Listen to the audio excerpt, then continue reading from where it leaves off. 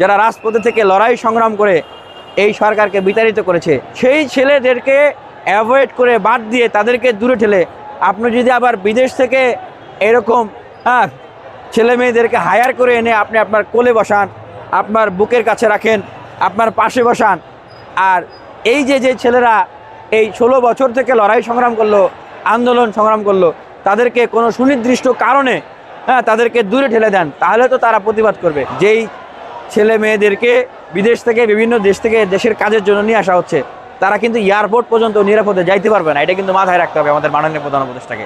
আশিক চৌধুরীর কথা বললেন যে উনি যে ইনভেস্টমেন্ট সামিট সেখানে ভালো প্রেজেন্টেশন দিয়েছেন।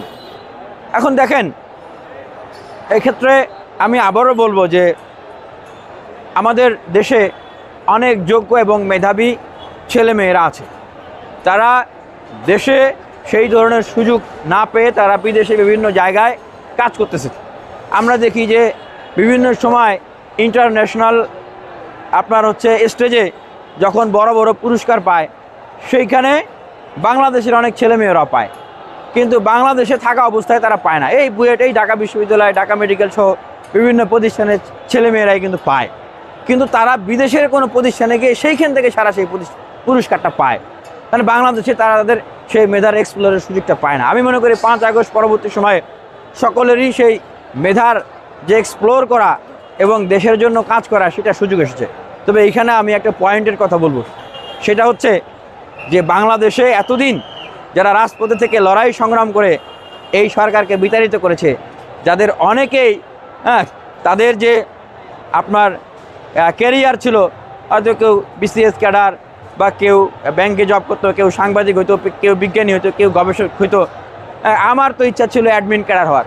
এই সমস্ত স্বপ্নকে ছেড়ে সরকার পরিবর্তন করার জন্য রাজনীতির মাঠে নেমেছে।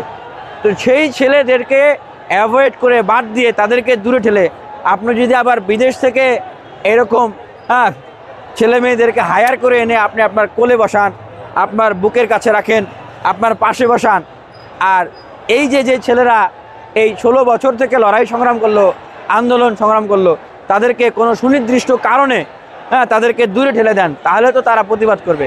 কারণ এই যে ছেলেরা 16 বছর